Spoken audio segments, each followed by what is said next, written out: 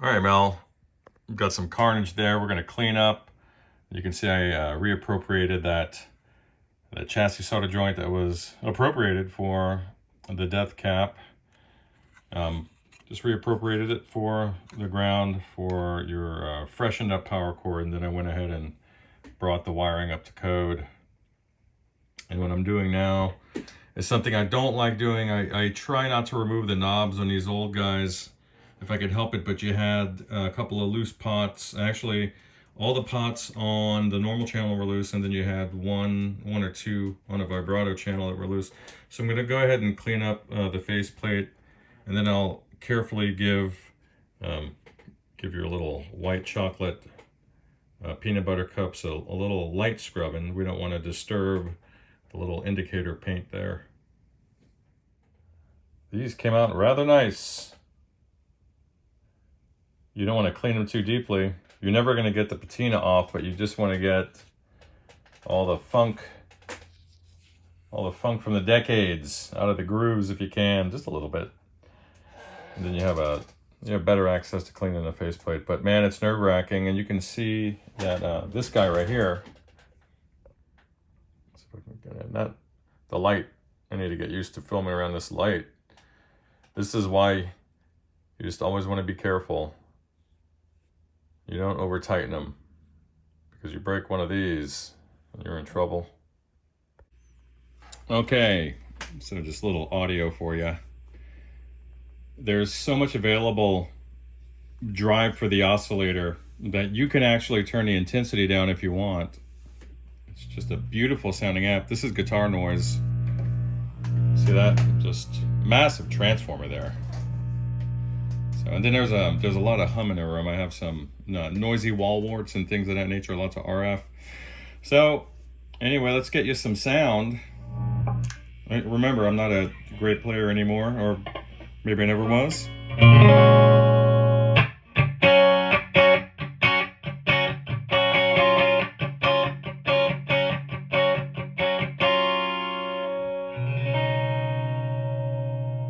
It's beautiful.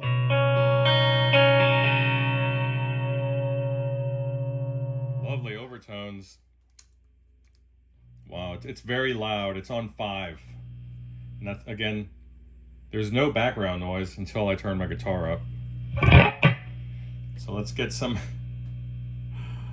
intensity.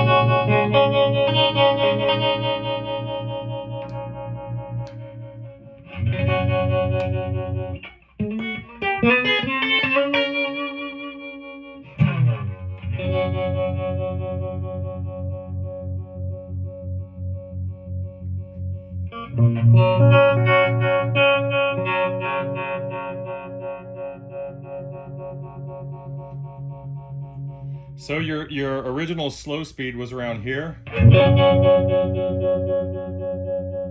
I've used the old capacitor trick to bring it down to here.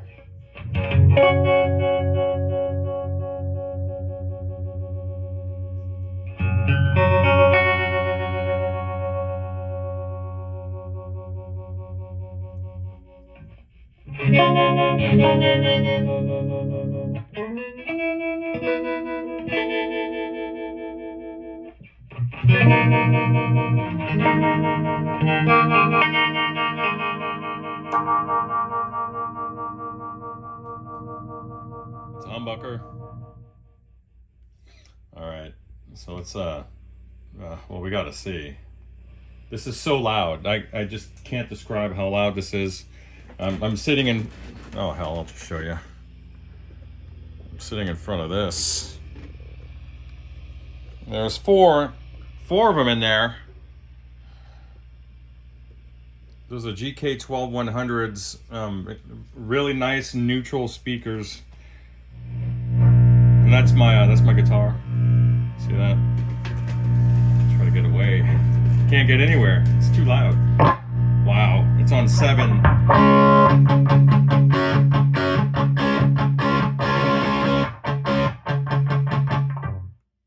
Wow, it's making my pants flap. It's making my pants flap. It's insane. Okay. We'll go about the same settings, and as on your other one.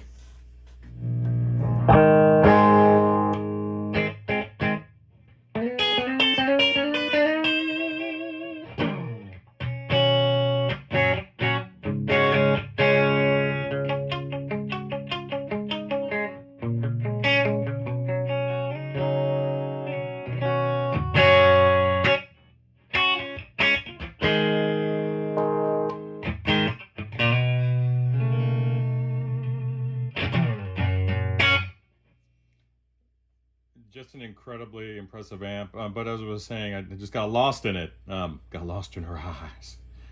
The volumes, there's a little discrepancy, and it has more to do with pot taper than anything else, because they both have the same peak volume. And my God, if you got to turn it up and verify that for yourself, then I don't know where you're playing, my man, but you're a lucky dog. You're one lucky dog. So we're gonna call this a wrap on this old girl. You want the old bear trap type tube retainers instead of the spring-loaded ones. And I'll see if I have any left. I don't know if I do. I think I'm out of them, buddy. I'm out of them. I'll hit you up on the side.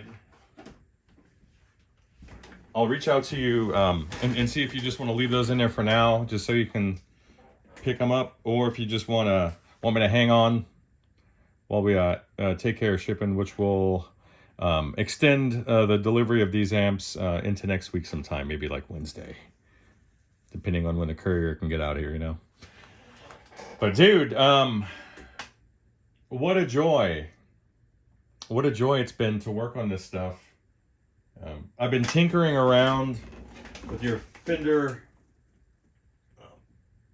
Let me just bring it up here.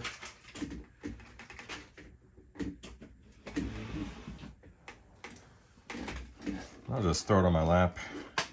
On your little electronic echo chamber. No updates on her yet. But we'll see. This is out of the purview of what I normally do. I have a very narrow focus. With respect to repairs, some people say, hey, can you do my guitar, my pedals? And in some cases I can and I try, but I really farm that stuff out. I like to fool with high voltage stuff or higher voltage stuff over 9 volts, and then things that aren't that don't require an electromechanical type of repair or restoration. I'm not usually the reel-to-reel guy. Although I did do one. I did do a tape delay for Ry Cooter, for you older cats out there who know who that is. I did his, but that's neither here nor there. I'll continue to tinker, and I'll just reach out to you. So hey, the rest of you guys out there, I hope you're well. Bye. Before I go, there's a little cleaned up place there. Still have to scrape a little bit more, but hey, I like it.